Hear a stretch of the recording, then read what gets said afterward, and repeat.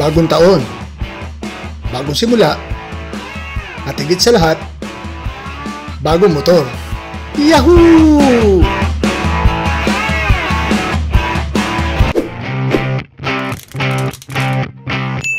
Kumusta guys and Happy New Year! Para sa ating unang vlog at mic test this 2024, share ko sa inyo ang aking first ride impressions at review ng napakagandang motor na walang iba kundi ang Honda ADV 160.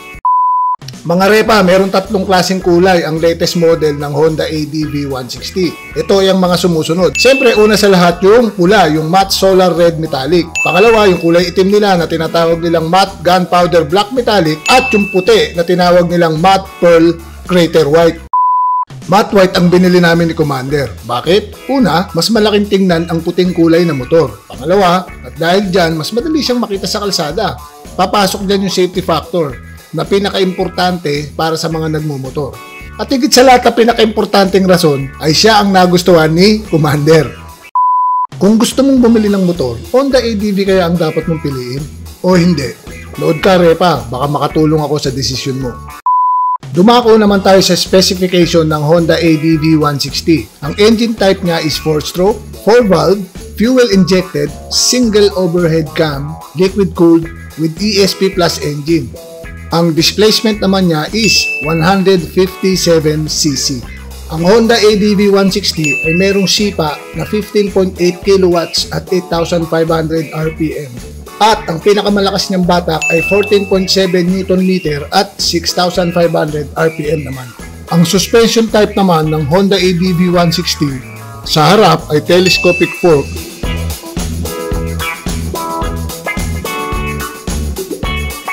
At sa likod naman ay Showa Twin Shock Sub-Tank.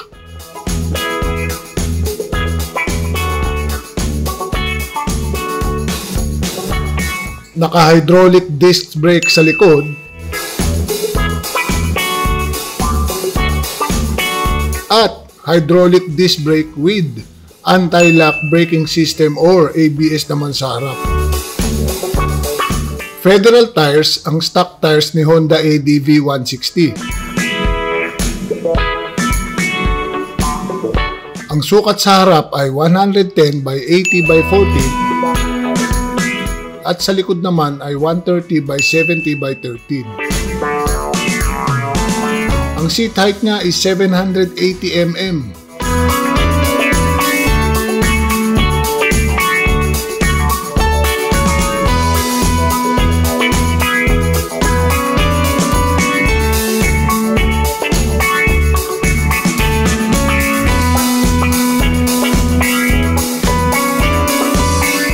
Ground clearance is 165 mm at ang total weight niya is 133 kilograms.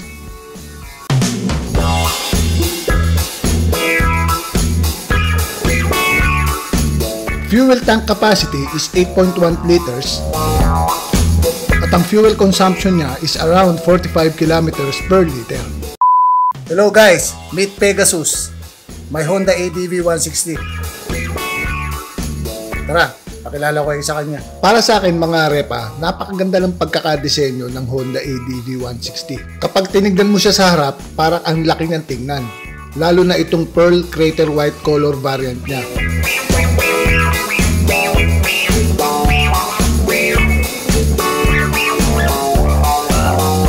Sa upuan naman ng ating OBR mga repa, medyo nakataas siya na para sa akin ay mas maganda. Bakit? Kasi para di natin masyadong natatakpan yung ating OBR kapag nakaangkas sa likod natin. Para mas madali niyang makita yung mga magagandang views na nakikita natin kapag tayo nagmumotor. Kapag tinignan naman natin ang side view niya mga repa, kung mapapansin nyo, pa-X ang design niya. Then itong sa bandang manibela niya may pa-X din.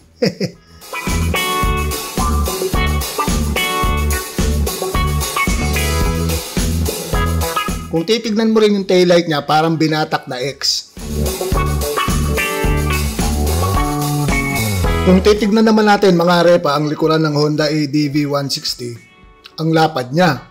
Pagdating naman dito sa upuan, komportable naman daw upuan sabi ng aking OBR. All in all, kapag tinignan mo siya, para siyang smaller model ng Honda XDV 750. Full digital ang meter panel ng Honda ADV 160. Dito makikita mo ang tachometer, speedometer. Good thing meron din siyang clock para madali nating malaman ang oras. Meron din siyang ambient temperature meter, elapsed time and odometer. And of course, ang fuel gauge.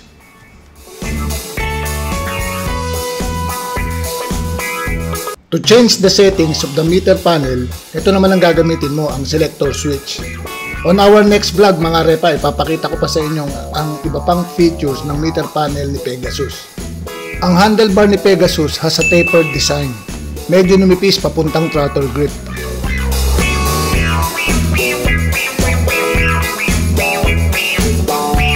Honda ADV has a 30-liter seat storage capacity. Smart key na rin ang gamit niya. Meron din siyang idling stop system.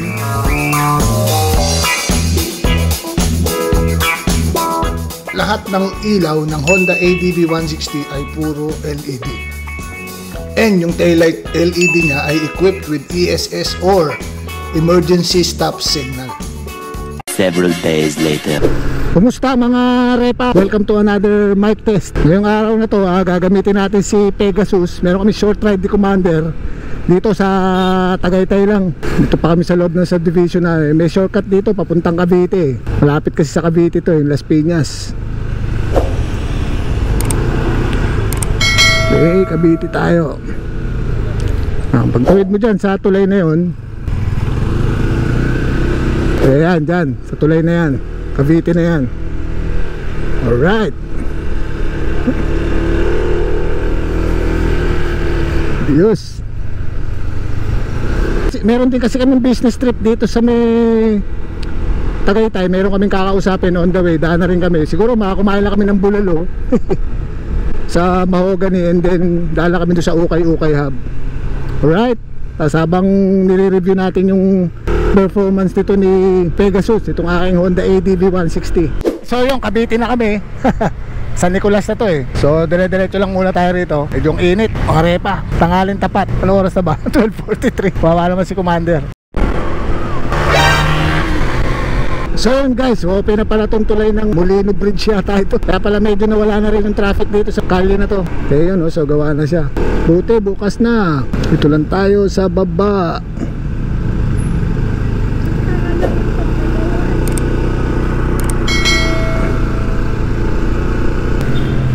Okay, so ito yung Daang Hari. Doon yung papuntang Alabang eh. So, medyo nabawasan yung ating yung traffic. So medyo lumapit-lapit tayo. So para maging exciting tong ating review, i-share ko sa inyo yung 5 nagustuhan ko sa kanya, o yung mga pros, and yung 5 hindi ko nagustuhan sa kanya, yung mga cons. Alright? Okay, so yun mga repa, ang una ko napansin sa kanya, okay, pagpasok ko pa lang sa kasa, sa Desmart Las Piñas, nakita ko, unang kita ko pa lang sa kanya, nung naka-display siya ron, parang ang laki na tignan, ang ganda. Lalo na yung puti, mas lalo pa siyang parang lumaki tignan. Kung biglang tingin nga, mapapagkamalan ko pa siyang big bike eh. Tapos nung sinakya ko na siya, nung ilalabas na namin siya, sa height kong 5'8" and around 65 kilograms ako eh. Saktong-sakto lang siya sa akin, parang sukat na sukat, hindi malaki, hindi maliit. Parang nasabi ko nga na parang perfect na perfect tong motor na to para sa akin. Parang sukat na sukat kaming dalawa. So andito na kami, malapit na kami sa Emilio Aguinaldo Highway. So yun yung una, malaki siyang tignan, lalo na't puti siya, lalong parang lumaki. Minsan pagka mga biglang tingin, mapapagkamalan mo pa siyang big bike. Okay, so yun guys, nandito na kami, saan na ba kami? Dasmariñas na, SM Dasmariñas yata ito eh. Medyo lumuwag-luwag na rin pala rito sa Emilio Aguinaldo. Medyo lumaki na yung mga kalsada na gawa na. Dati medyo bottleneck dito eh, pero ngayon medyo okay na. Medyo gumanda ron, lumuwag. Before, medyo bottleneck tong area na to eh. Lalo na pag weekend ngayon guys, linggo. 2 buwan na sa atin tong ating si Pegasus. November 28 namin nakuha to eh. Tapos early January nung dumating ang ang CR. Ilalagay ko na lang dito sa screen kung anong araw siya talaga nakuha namin. Pero sabi naman kasi nung Desmart, 25 to 30 working days. Yun, dito medyo ginagawa. Okay, so yun guys, dito pwede ko sabihin sa inyo, yung number 2 na nagustuhan ko sa kanya is yung medyo aggressive yung stance niya. So kung mapapansin nyo, ito medyo nakabuka. So para siyang medyo sporty ng konti. Yeah. Okay, medyo sanay naman ako ron kasi si Honda Click ganun. So pero gusto kong pag-aralan kung okay lang ba na maglagay ako ng handlebar riser para medyo baka makabawas ngalay. Pero so far okay pa naman sa akin, pero nagustuhan ko nga siya eh. Maganda yung kanyang stance. Ay, lubak. Nagadag. Sabagay, pero kayang-kaya niya yung mga lubak eh. Isa yun sa mga nagustuhan ko sa kanya eh. Okay, so yun yung number 2. Yung aggressive stance niya, gusto ko yun. Okay, kung palalagay natin ang riser bar dito, titignan pa natin kung pag-aaralan ko pa kung okay ba siya. Kasi ayoko magalaw yung mga cables eh. Ito mga to. Alright, dami nagtitinda ng mais. Okay, so guys, so yung pangatlo ko nagustuhan sa kanya, yung kanyang shocks. Ganda, ang ganda ng talbog ng shocks, lalong lalo na yung sa likod. Kasi ngayon, medyo napadaan kami sa medyo lumulubak-lubak. So maganda yung palo niya. Ang ganda ng talbog, ang ganda ng palo. Sakto-sakto lang. A few inches later. Yun guys, bumalik na ako sa inyo kasi nadaanan namin yung Calax, yung bagong expressway. So maaaring yun din na nakatulong, kaya medyo lumuwag-luwag na rin dito sa Emilio Aguinaldo Highway.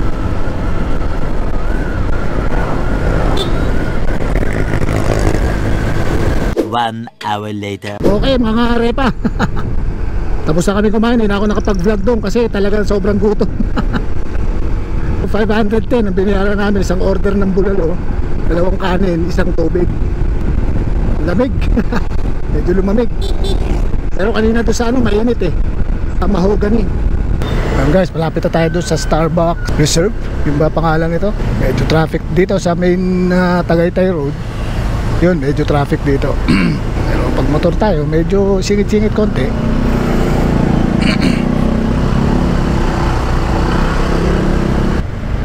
Lala? Punong-puno. Hilig magkape ng tao. Sige, thank you ha. Ma'am? Matagal pa? Pag tumawag po sila ma'am, saka po tayo papasok. Saka lang pwede pumasok. Sige. Medyo malas tayo doon sa Starbucks na yun, so lipat venue kami. Grabe, pila. Ang swerte naman ang may-ari ng Starbucks. Diretso tayo, lab.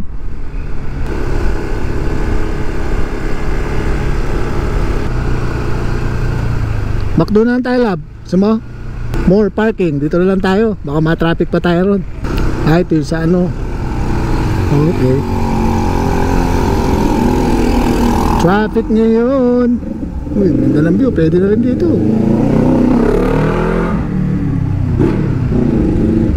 Okay. Ganda nga rito. Thank you. A few moments later. Okay na? Na tayo naiwan? Went away. Okay, so mga repa, tapos na kami. Punta kami ngayon dito sa Ukay-Ukay Hub. Ngayon habang bumabiyahe tayo, sabihin ko na sa inyo yung pang-apat na nagustuhan ko sa kanya, is yung kanyang takbo. Smooth na smooth. Okay, tamang-tama lang yung tunog ng busina, ng tambutso. Saktong-sakto siya. Kumbaga sa ano, sarap gamitin. Okay, dito tayo sa Rotonda. Right? Sanay ako gumamit nito kasi sa Dubai dati, ang dami. Okay, so yun, andito lang kagad yung Ukay-Ukay Hub eh. So yun yung pang-apat na nagustuhan ko sa kanya is yung kanyang takbo. Very smooth. Sarap gamitin. Madaling i-balance. Kahit si Commander, natuwa siya nung ginamit niya. Okay? 2,000 years later.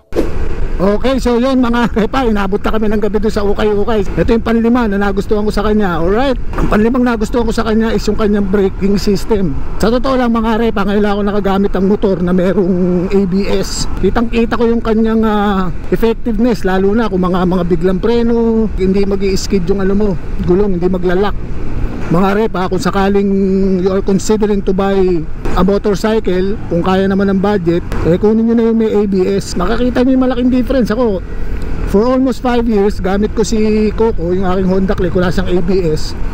Ngayon, kitang-kita ko yung difference eh. Alright? Tapos meron pa nga itong tinatawag na Honda, yung kanyang traction control. One time, nung medyo bago ko pang gamit ito si Pegasus, medyo umulan nun eh.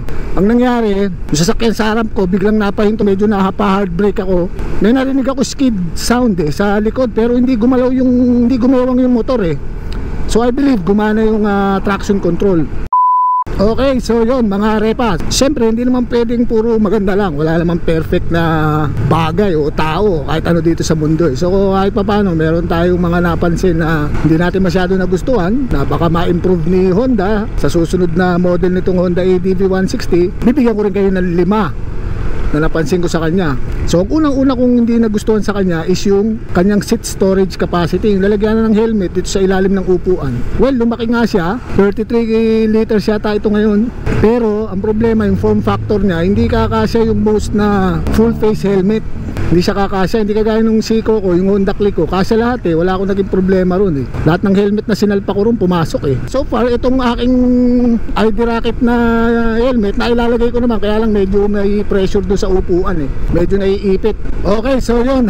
So doon sa pangalawa naman, na hindi ko nagustuhan dito kay Pegasus, wala siyang parking brake dito. Yung Honda Click meron eh, alam ko yung PCX meron din, pero siya wala. Maganda sana kung meron nun kasi sa akin, kasi minsan kailangan mo rin siyang gamitin, lalo na kung bigla ka magpa-park sa inclined na kalsada, na halimbawa mag-check ka lang ng cellphone mo or may check ka lang, hindi ka bababa sa motor, pwede mo i-parking brake na yun. So wala siya nun. Okay, so yun, pangatlo sa hindi ko nagustuhan sa kanya is yung tuwing umaga, kapag i-start natin sa ang lakas nung inig, ito lakas ng uga niya, palalo na pag naka center stand. Pero maya rin naman mawawala. Pero basta every umaga yun, basta unang start, basta malamig siya. But so far, yun yung medyo parang hindi ko nagustuhan sa kanya.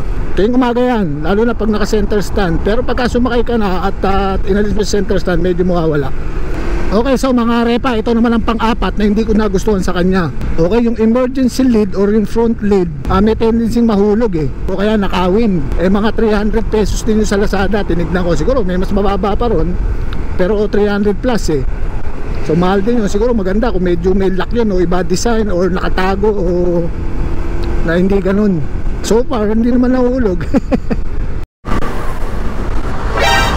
Okay, so yun mga repa, medyo nilabas ko lang muna dun sa konting traffic, labasan ng isang factory dito sa may Emilio Aguinaldo sa banda silang, kaya medyo nag-build up dun.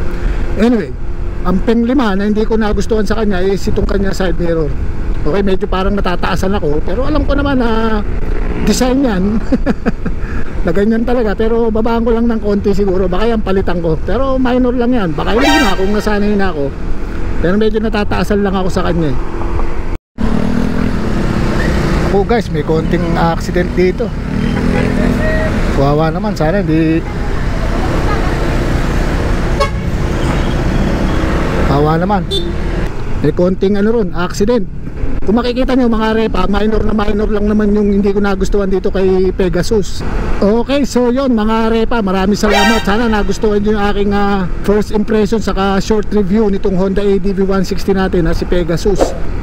And then kung di ka pa nagsasubscribe, please subscribe to my channel, okay? Ako nga pala si Mike TV ulit. Kasama ko si Commander dito sa likod. Maraming salamat sa inyong panonood. Hanggang sa muli.